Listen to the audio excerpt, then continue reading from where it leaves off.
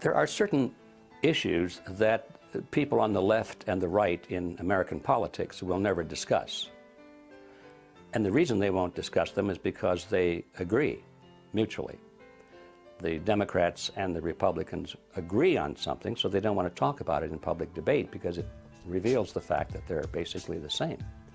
They only talk about things on which they disagree. Turns out that the things on which they agree are the most important things. The things in which they disagree are relatively minor.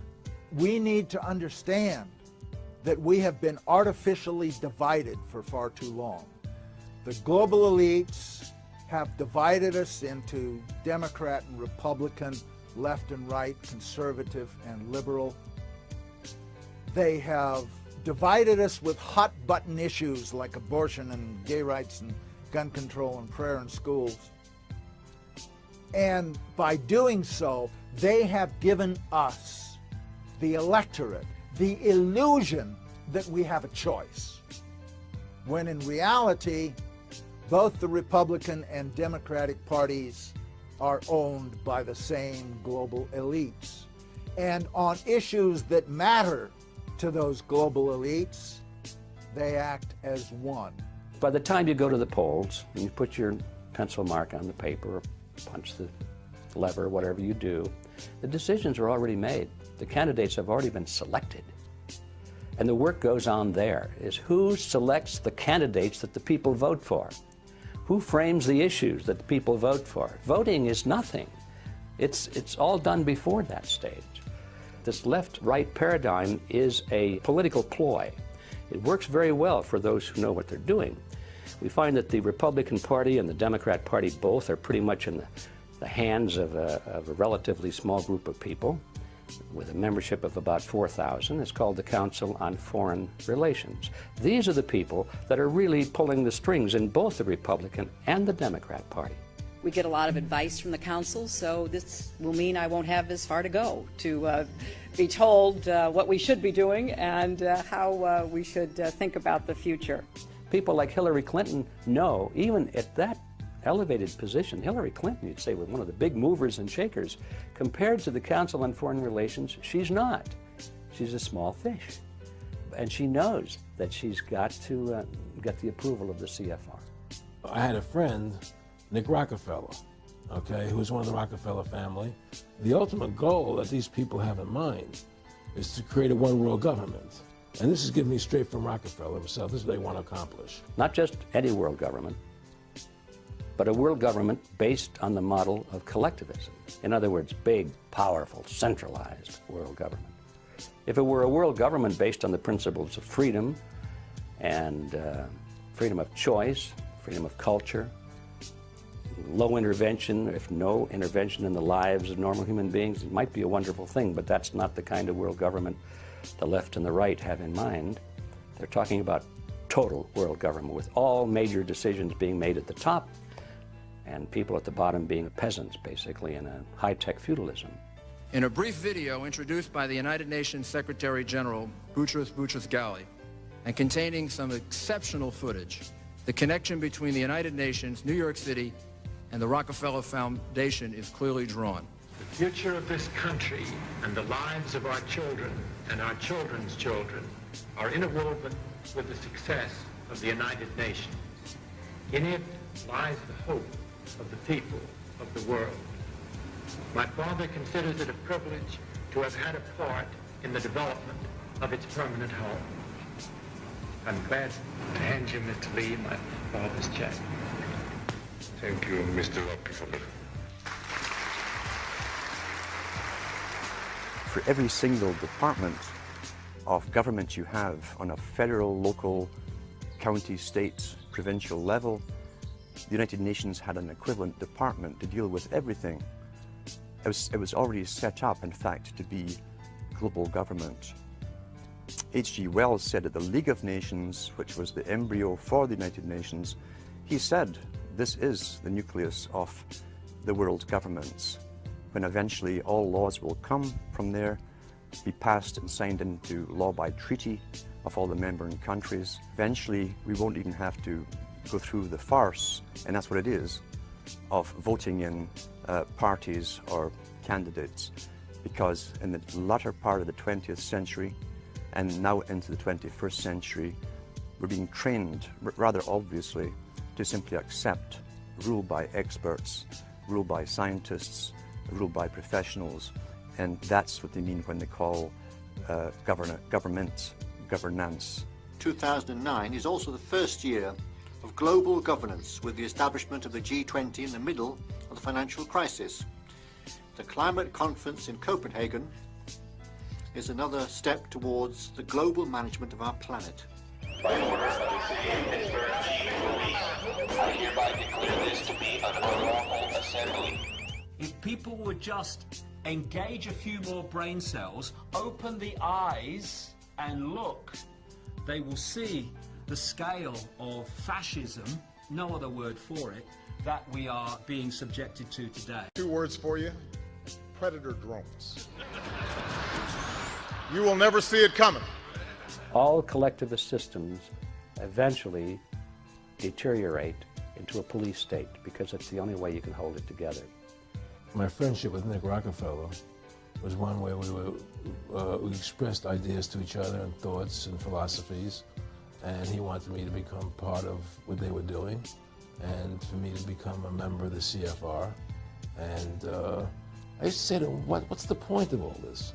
You have all the money in the world you need. You have all the power you need. What's the point? You know, what's the end goal? And he said the end goal is to get everybody chipped, to control the whole society, to have the elite people controlling the world. They talked about Pat running for president, and if he did that, I would be very supportive. But he'd have to shake a label that gets assigned to people like Pat who run for the presidency, and that is that he's a tool of the rich. I personally like that very much. My father told me that's the way the system is meant to work.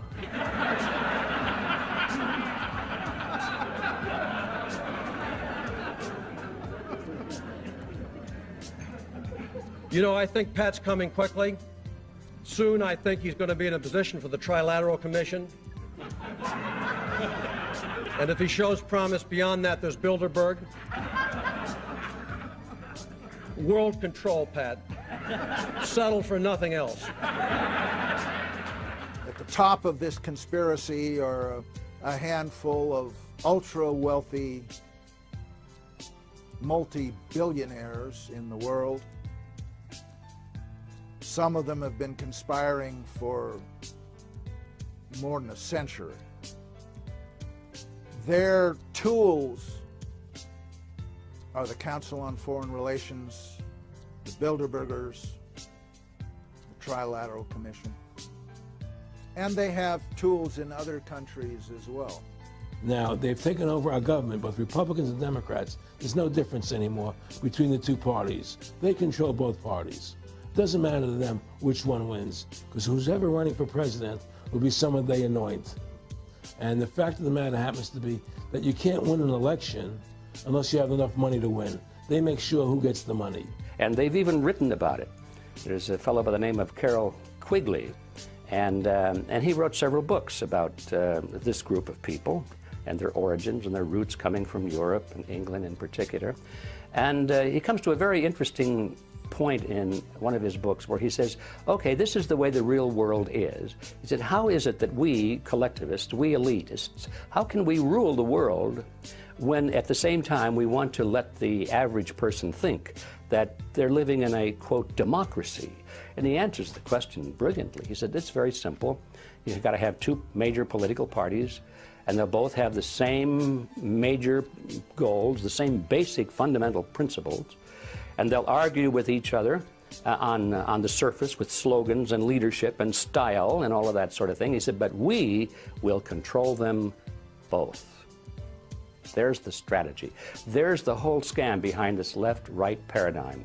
When you understand this history and this reality, you look at it and you say, well, yes, we've got a left wing and a right wing, but they're just opposite wings of the same ugly bird. And we have our cheerleaders, you know, the news commentators and the talk show hosts on the left and on the right, and they frame the debate. They won't let the American people debate the real issues. They won't let them even think about the real issues, which are we going to keep American sovereignty or not? Are we going to let the Federal Reserve System, which is a banking cartel, continue to run our government or not? They won't let us talk about those things. Ron Paul, what's your perspective on how the media has been ignoring him and demonizing him? It's fascinating. I must say, the more I listen to and the more I read what Ron Paul has to say, the more fascinated and the more respect I have for this guy, because this guy's got courage. He understands that people want to be set free from big government, and he's not, you know, he's not scared of taking on any issue at all. And you know, I watch him. There was one of the primaries the other day where Ron Paul got 27%, an amazing figure, and yet the BBC virtually refuse to even admit the fact that he's actually contesting the race. And I understand that many conventional parts of the U.S. media have been the same. And by the way, this pretending Ron Paul doesn't exist for some reason has been going on for weeks. A new Gallup survey showing Rick Perry running second to Mitt Romney, knocking down Iowa favorite Michelle Bachmann to fourth. Behind who? Fourth behind who? How did Libertarian Ron Paul become the 13th floor in a hotel? And it's kind of, you get a Ron Paul figure that comes along and challenges basic assumptions. And perhaps, to some extent, I've tried to do some of the same things over on this side of the Atlantic. And it's like a media blackout. That tells you there's the evidence that it's controlled. The owners of this country are the voters of this country. You're wrong about that, my friend. Aren't the owners of this country the voters in this country who elected George Bush? No, they're not. Listen, politics, these elections are a charade. It is a charade. Oh, okay. It is, they are meant to, well, I'll tell you, listen, just listen for a minute. Learn a little something. The elections and politicians are in place in order to give Americans the illusion that they have freedom of choice. You don't really have choice in this country. This is not a party issue. This is not a left-right issue. The question is not, should we have big government or little government? The question is, who should government serve? And it should serve the people. And it hasn't been doing it, and it still isn't doing it. And changing from Republican to Democrat or Democrat to Republican is not going to change that. So that's the problem. As long as we depend on the phony wrestlers and depend upon their well-paid cheerleaders in the media to keep us focused on secondary issues, we're never going to get out of this mess.